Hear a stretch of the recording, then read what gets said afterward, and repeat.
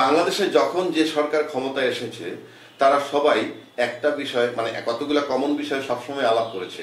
সেটা হলো যেমন শিক্ষা খাতের উন্নয়ন, তারপরে চিকিৎসা খাতের উন্নয়ন এবং দুর্নীতিমুক্ত বাংলাদেশ। এটা নিয়ে সবাই কথা বলেছেন। গত 53 বছর যাবৎ আমরা এই কথা শুনে আসছি।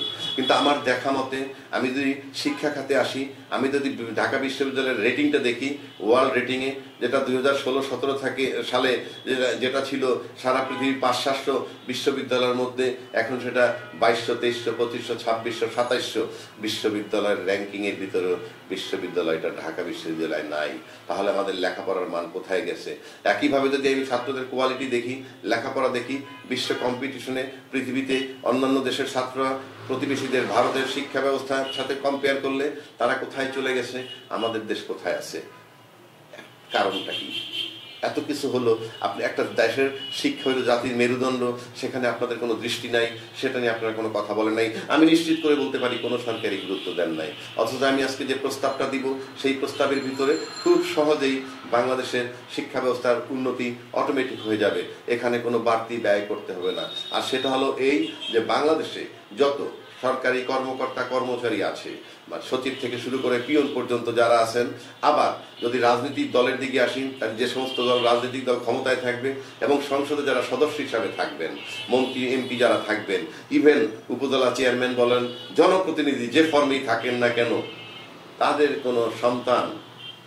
কোনো সন্তান লেখাপড়ার জন্য বিদেশ যেতে পারবেন না, এই মর্মে রাষ্ট্রীয়ভাবে সিদ্ধান্ত নিতে হবে। আমি নিশ্চিত করে বলতে পারি 5 বছরের মধ্যে শিক্ষা ব্যবস্থার উন্নতি হবে।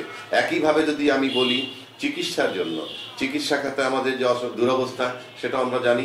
আমাদের দেশের লোক সমানে বহির্বিশ্বে চিকিৎসার জন্য যায় এবং যারা রাজনীতিবিদ তারা দুর্নীতি করে টাকা জোগাড় করে, আমলারা দুর্নীতি করে টাকা ব্যয় করে এবং সেই দুর্নীতির খাতগুলো কি, তার ভিতরে চিকিৎসা খাতের বাজেটও তাদের পকেটে চলে যায়। কিন্তু তাদের লোকসান নাই কেন?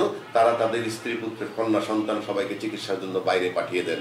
সুতরাং আরেকটা বিধান করতে হবে যে এই আমলা, মন্ত্রী, আমলা এবং জনপ্রতিনিধি যারা থাকবেন তাদের সন্তান, স্ত্রী পুত্র, স্বামী স্ত্রী কেউ চিকিৎসার জন্য বিদেশ যেতে পারবেন না।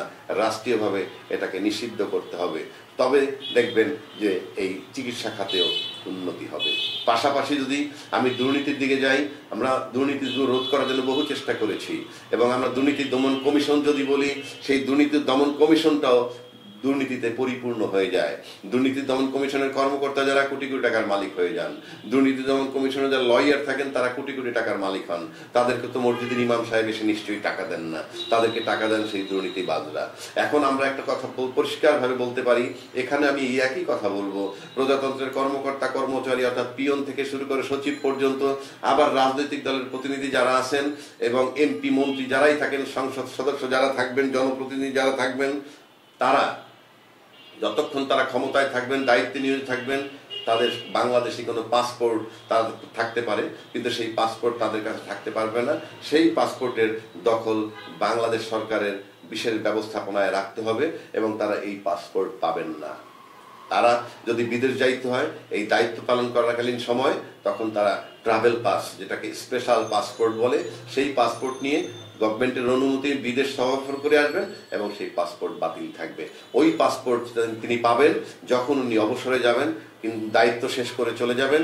তারপরে বাংলাদেশের বিভিন্ন দুর্নীতি দমন কমিশন, ন্যাশনাল সিকিউরিটি ইন্টেলিজেন্স বলেন, ডিজিএফআই বলেন, সকলের ক্লিয়ারেন্স নেওয়ার পর যদি তাকে স্বচ্ছ পাওয়া যায় তখন তাকে ওই পাসপোর্ট দেওয়া হবে, নতুবা নয়। কেননা প্রত্যেকে পাসপোর্ট হাতে রাখেন এবং বিদেশের আমেরিকা, কানাডা ভিসা লাগিয়ে রাখেন, কেউ দ্বৈত নাগরিকত্ব রাখেন, তারপর অপকর্ম করে দেশটাকে লুটেপুটে পালিয়ে যান। যারা দায়িত্বে থাকবেন তাদের কোনো পাসপোর্ট থাকতে পারবে না, তাদের ট্রাভেল পাস নিয়ে বাইরে যাবেন এবং তারা যখন অবসর নেবেন এই কাজ থেকে, সরকারি দায়িত্ব থেকে কিংবা আমলা থেকে, তখন তদন্তের ভিত্তিতে নির্দোষ এবং কোনো অভিযোগবিহীন থাকলেই তাদের এগুলো ফেরত দেওয়া হবে।